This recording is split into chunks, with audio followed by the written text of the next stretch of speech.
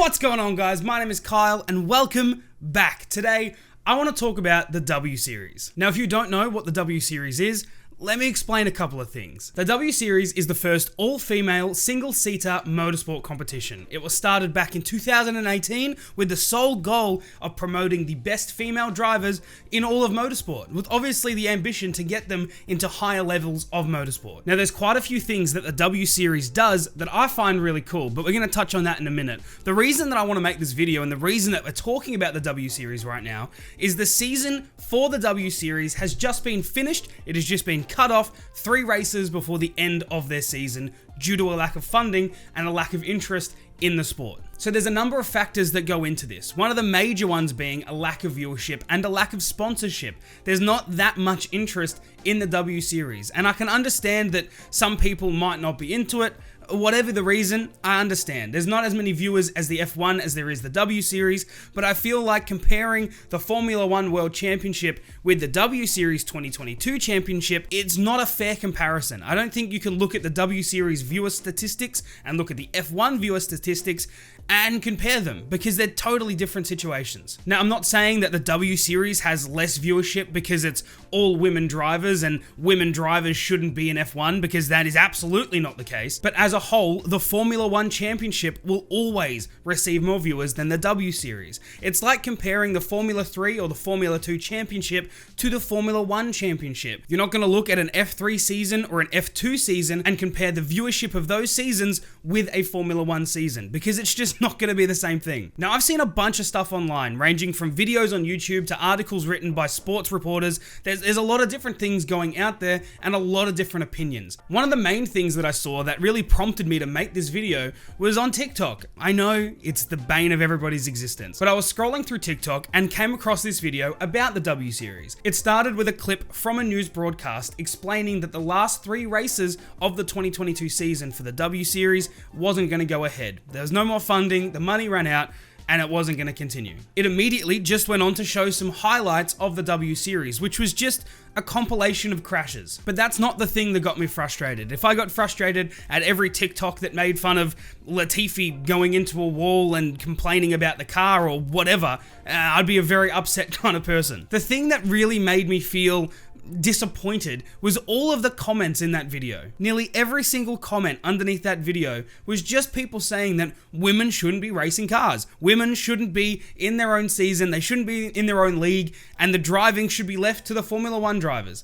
That was literally every comment on that video, which I can't even begin to explain the level of ignorance that goes with comments like that. But that's why I want to make this video. Now, I want to quickly explain 2 things about the W Series that I find really important. The first one is, it's completely free to enter, which means the barrier to entry for a lot of these up-and-coming drivers is non-existent. They can enter for free. That doesn't come down to a bidding war or money issues or anything like that. It comes down to the talent of the driver, which I think, as a motorsport fan, it says something. The second thing that I find really cool about the W Series is that every car is mechanically identical. There is no difference between the car in last place and the car in first place. The only thing that separates them are the driver's ability. That is it. So unlike situations in Formula 1 where you have teams like Williams and Haas who might not have as much money as Mercedes, Red Bull or McLaren, you can see that difference of finance. You can see that difference of having enough money to spend on the car and not enough money to spend on the car. It all comes down to how much money you can put into that vehicle, to how much progression and how much of an advantage you're going to have over your competitors. That doesn't happen in the W Series. What you're seeing on the track is just raw talent and raw driving ability. The only difference between first place and last place is your ability to drive the car. Now, I can't speak for everybody, but what would you prefer? A season that's run by how much money you can put into a car, or a season that's run on how good the driver can drive that car?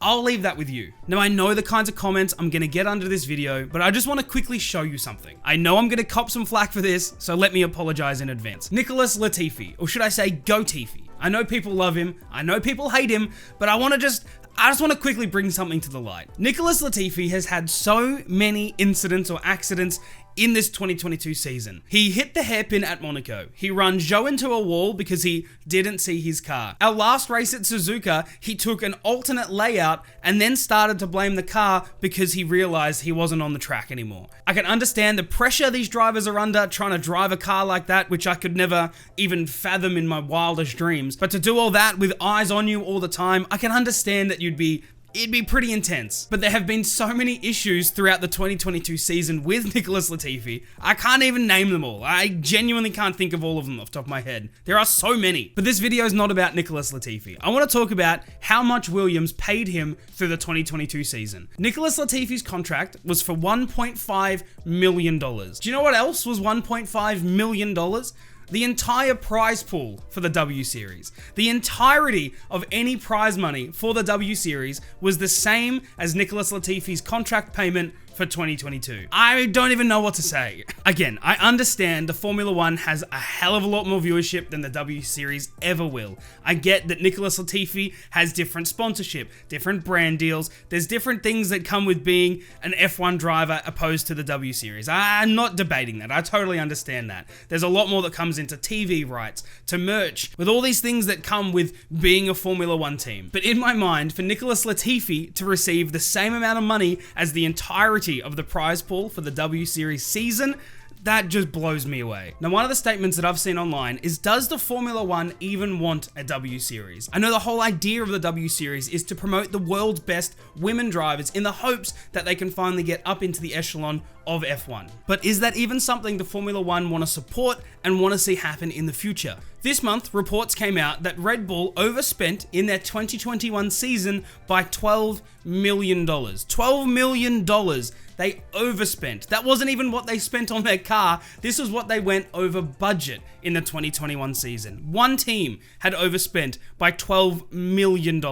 It just makes you think that with all of these situations and all the money that people are spending on these vehicles and on the teams and on everything that goes with Formula One, if the W Series is something that the Formula One truly stood behind and truly did want to happen, surely you would think that some of that funding could go towards the W Series or would help promote the W Series in any way, shape or form. I know there's a heap of people out there that say the W Series is boring to watch and the racing's not good and blah and blah and whatever. I can guarantee you at least 80% of those people have never even seen a W Series race. They've never watched one. The closest they've probably ever got is watching TikTok videos of crash compilations and laughing at the drivers. I can guarantee you that's the situation. I hope the percentage isn't as high as 80%, but I'm feeling very confident with that number. I would hate to even think of the percentage of people who are making those comments who genuinely believe that they can get into that F3 car and drive faster than the women in the W Series. I can almost tell you